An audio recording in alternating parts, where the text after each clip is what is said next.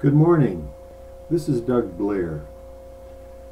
On a number of previous videos on YouTube, I have referred to the writings and the ministry and the preaching of Robert Murray McCheyne, a beloved pastor in Dundee, Scotland, who lived from 1813 to 1843. Note the shortness of that life. 30 years. Only 30 years. Well, the classic work has been compiled by Andrew Bonar. It's entitled Memoirs and Remains of Robert Murray McCheyne, and it is a tremendous resource and encouragement, and I would recommend it to anyone who is earnestly seeking the person of Jesus Christ. Another book has crossed my path, however, which has some sermons done by McCheyne pertaining to the letters to the seven churches at the beginning of the book of Revelation, recorded by John the Beloved. We're talking about Revelation now. Oh, watch it. There are so many frightful images there, so much controversy. Doug, what are you doing? Well, let's not forget that in the letters to the seven churches, we have recorded the last words of Jesus Christ in the New Testament. And of these seven churches, real churches at the time of writing, two of them seem to get unqualified praise and encouragement from Jesus. Those two are Smyrna and Philadelphia. The other five seem to have allowed error, lusts of the flesh, beguiling leadership, tension, jealousy, formalism, a lot of things that Jesus cautions about in those letters. But let's look now at the one to Smyrna. Interestingly enough, Smyrna is going through the knothole. Philadelphia seems to have everything going quite well. So here we have two churches meeting with Jesus' pleasure, one suffering, one prospering, and both the apples of his eye. Let's not forget that when we consider all the sayings and whimsies of the victory teaching we see in so many churches these days. Anyway, on to Smyrna. A portion from this book. Let's see if I can get her. The Seven Churches of Asia by Robert Murray McCheyne. Let us now see the message that was sent to Smyrna. And notice, first, the character Christ takes to himself here. He takes different characters in all the messages to the seven churches, and it is very beautiful to remark that he takes a character which suits the case to each of them. To the church of Ephesus he says, I am he that holdeth the seven stars in my right hand, and who walketh in the midst of the seven golden candlesticks, showing them that he could remove the candlesticks when he pleased. And here he takes his encouraging character. These things said the first and the last, which was dead and is alive.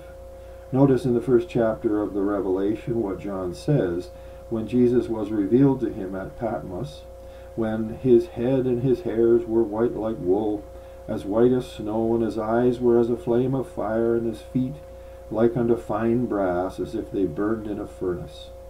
John says, when I saw him, I fell at his feet as dead. And Jesus said unto him, fear not. Just what he used to say upon the earth. You remember he said to his disciples on the Sea of Galilee, be not afraid. And here, when John fainted, Jesus encouraged him by saying the very same words, fear not. And when on earth, he used to stretch out his right hand, so John says he did to him. He laid his right hand upon me, saying unto me, fear not. And Jesus says here, these things saith the first and the last. He was the first at creation, and he will be the last at it. It is he that will gather everything together like a scroll. It is he who will make all things new. He says, I will create new heavens and a new earth. And he is the first and the last in providence. From the time when a child is born into the world, Christ directs all the providences that happen, even unto its dying day. And he is the first in grace. It was he who carried on the plan of salvation, and he was the last at it. It was he who said, "It is finished." It is he who laid the foundation stone of this church, and it is he who will put on the top stone. And he is the first at a work of grace in the soul, and he is the last at it. He will be with you in your dying hour. It is this that gives us hope, being confident of this very thing, that he which hath begun a good work in you will perform it until the day of Jesus Christ. And again Jesus says of himself here, he was dead and is alive again. How encouraging is this character of Christ? Jesus was dead. He was not still to die. It is all over. It is this that gives peace to an awakened soul, to know that Jesus was dead. Well then, Christians, you are quite safe. No wrath can come upon you. Every drop of God's wrath hath fallen on his head. You have no more cause to fear it falling upon you than you would have to fear a storm of thunder and lightning, or an earthquake that happened more than 1,800 years ago. What an image. This gives great peace, but there's another thing that gives peace. Christ was dead and is alive again. He has risen and hath been accepted and is now at the right hand of God. And we have peace from this, because we know that we shall be as pleasing and acceptable in the sight of the Father as Christ is. Jesus says, "Father, I will that they also whom thou hast given me be with me where I am, that they may behold my glory which thou hast given me, for thou lovest me before the foundation of the world." But let us see what Christ says of the church. They had 3 kinds of troubles, Smyrna. I know thy works, and tribulation, and poverty. Afflictions very often go together. One trial seldom comes alone, perhaps sickness or bereavements, and then poverty. But as putting the tree into the bitter waters made them sweet, so methinks it makes the bitter cup sweet, that there is so much sweetness in the cup, that none of the bitter will be felt, because Jesus says, "I know it." It is Christ that knows. He measures all your suffering. He will not give you too much or too little. And again Christ says, "I know the blasphemy of them which say they are Jews and are not, but are the synagogue of Satan." Another of the Christians' troubles, and the third one that Christ mentions here, is Satan, the devil. This is the worst of them all. The church of Smyrna was very much tried, but it was the purest of them all. When gold is put into the fire, all its dross is taken away. So it was with the Smyrna Christians. Many of its members were burnt at the stake. Their bishop, Polycarp, a very precious man, was cruelly put to death. And it is not that Satan is not as busy now, but he is sometimes a roaring lion and sometimes an angel of light. It is true we have not persecutions at present, for the devil just now is flattering men. Christians are mixed with the world, the chaff with the wheat. Christ's people can hardly be distinguished from the world, yet the world hates them as much as ever. Marvel not, though the world hate you, but the devil may come out again like the roaring lion, seeking his prey.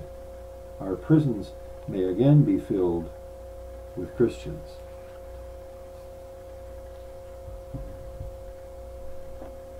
Pretty stern stuff.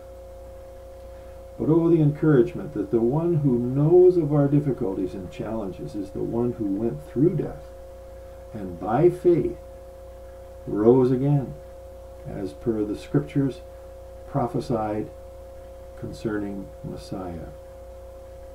And he knows our plight. He knows our challenges and frustrations. He was tempted in all points, like as we are, yet without sin.